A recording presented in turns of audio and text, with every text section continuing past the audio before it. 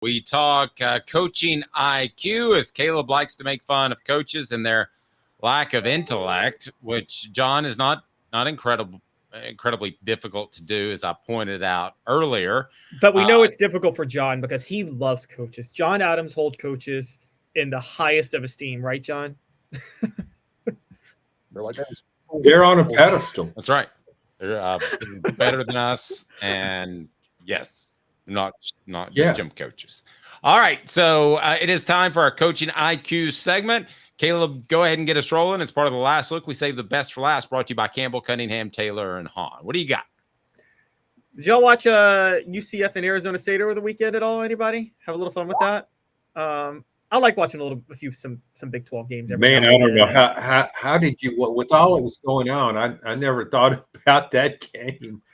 No, I think I saw on ESPN was making fun of giving updates on that game. By the way, I can't remember. Is it Matt Berry? I think's his name. Was joking around saying, "Yeah, for those of you that care about this game, which is nobody."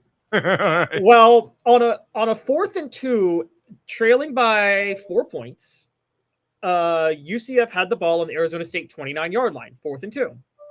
Gus Malzahn, in his genius, decided late in the fourth quarter, I need to go kick a field goal with the kicker who's never made a field goal beyond 40 yards in his career, rather than just go for it. And of course, he missed the field goal. Do you think, Caleb, you're an expert on coaches' IQ?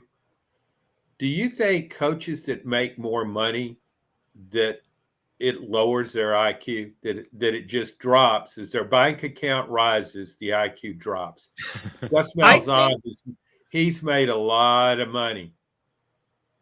I think, and you see this more in the NFL than college, by the way, funny enough. It's actually even more common in the NFL, the level of stupid decisions they make. I think what happens is they choose to never buck what conventional wisdom says, i.e. go for it on 4th down or anything like that, because they would rather not get blamed for being aggressive and failing than get blamed for being careful and not failing. Does that make sense? They're scared of the backlash they're going to get if they're aggressive and it doesn't work out. Sure. I think that's what it is. All right. So, who's next, Caleb? Yes, go ahead. No, go ahead. No, right. you. Okay. 4th, another failure of this San Diego. I watched. I didn't watch this, but my brother texted me about it, so I had to go watch it. Y'all remember Bronco Mendenhall used to coach at Boise State? Yeah, he's the one that proposed to that chick, right? Which one are you talking about? No, you're talking about. So San Diego State, he's was playing New Mexico over the weekend. Funny enough, and San Diego State's head coach, believe it or not, his name is Brian Dutcher. So he was going. I'm sorry, not Brian Dutcher. Excuse me, Sean Lewis. Sean Lewis is their football coach. He was going up against Bronco Mendenhall, and neither coach was great. Bronco Mendenhall pulled it out, but Sean Lewis decided when San Diego State was trailing 21-16 twice in the fourth quarter. One time he got the ball at the 30 on a 4th and 5 and decided to punt it, trailing 21-16 in the fourth quarter. Then he decided to punt it again. Yeah, jackass. Then he decided to punt it again when he got the ball on his final drive. And spoiler alert, they didn't get the ball back with a chance to win. It's got to sting. Bronco. What would Brent Musburger No, this was Brian Dutcher this was Sean Lewis that did this. Bronco benefited from it. Oh, I'm sorry. I confused the dumb coaches. What do you got next? All right. Up next, our old beautiful veteran Kirk. The rest are just timeout failures, guys, because they were some of the greatest of the weekend. But our old favorite beautiful veteran Kirk Ferentz, just a tremendous veteran of coaching, guys, and at Iowa. We see why they stick with them. Iowa was about to get the ball back against UCLA. A 3rd down was coming up. There were about 2 minutes and 11 seconds left. Kirk Ferentz used a timeout there. Now, why was it stupid for him to use the timeout? You gave UCLA the option to throw the ball on the next play because the 2-minute warning was coming up, so it didn't matter if the clock was stopped. So the 2-minute warning coming up, you don't burn the timeout there. You save your timeout for when you get the ball back. You suck, you jackass. Big time, yeah. I think maybe he forgot the 2-minute warning exists. What's wrong with even your family hates you? Go ahead. Do you think it's possible that some coaches as old as like Kirk Ferentz that have been in it for so long just forget the 2-minute warning exists? Do you think it's like what you talked about that Curly Hallman story one time, John, where they're like, "Oh, I didn't know that I had to defer." No, that was actually that was Jerry Stovall, but yeah, Curly might have done the same thing. He took some shots to the head in his day. Yeah, I mean, I was watching that game, and I really thought Iowa would win that game. I did too. All right, so the top two are they're playing with they got out to like their fifth quarterback.